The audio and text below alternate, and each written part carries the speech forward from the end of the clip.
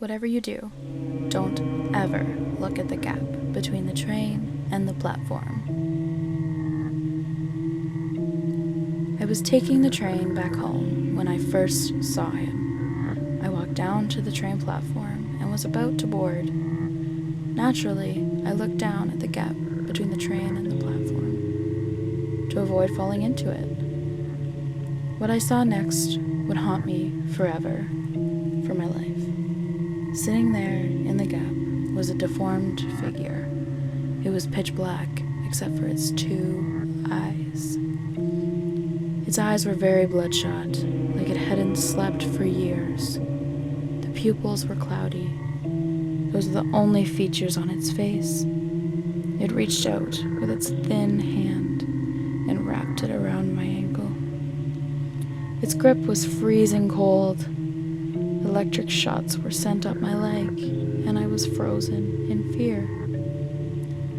Time slowed down, and the moment lasted for ages. I immediately snapped out of it when someone shoved me from behind, and I nearly tripped. The creature immediately released its grip and slipped under the train. I stabilized myself and held the hand grips on the roof of the train. My legs were literally jelly, and I sat down on the seat closest to me. For a while, I sat there, still looking at the very place I saw the creature. Then, the train doors started closing, and the train started moving. I couldn't comprehend what I had just seen. A creature just sitting there in the gap and nearly dragging me in.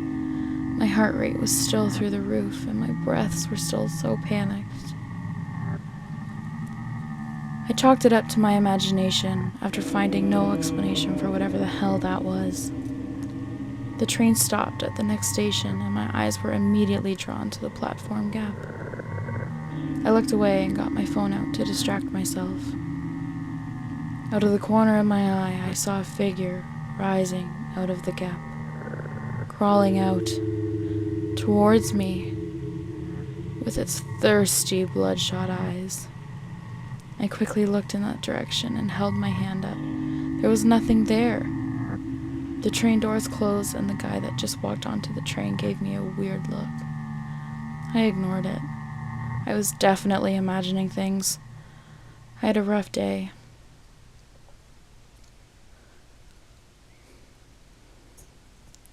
When it was finally my stop, I got off the train and looked straight ahead, not daring to look at the gap. I arrived home after a 10-minute walk from the station. Once inside, I freshened up a bit and sat down on the couch to catch up on some Netflix. Suddenly, I had a horrible gut feeling. My primal instincts were kicking in, telling me to immediately run out of the house. I turned my head and my eyes fell on my bedroom door. It was slightly ajar. Through the gap, I could see the same creature, its large, bloodshot eyes staring at me. Its hands reached out towards me like shadows. It continued staring with its bulging, demented eyes. I immediately jumped off the couch and ran away from the hand. It stretched impossibly long and grabbed me by the throat. I was frozen in fear. As it dragged me across the floor towards the door, I tried to push it away, but it had an iron grip. The thin hand was overwhelmingly strong. It dragged me closer and closer to the door, but didn't pull me through it. Instead, it stopped me a bit away. Another opening in its face that I didn't even know existed opened up. A large snake-like tongue with teeth painfully growing out of it came out of its face. Its eyes were indifferent and continued staring at me. Weird, thick, black saliva dripped from its tongue as it slowly came towards me. Out of pure luck, I kicked the door and it was pushed open. The creature immediately left me and kind of melted away as the door opened.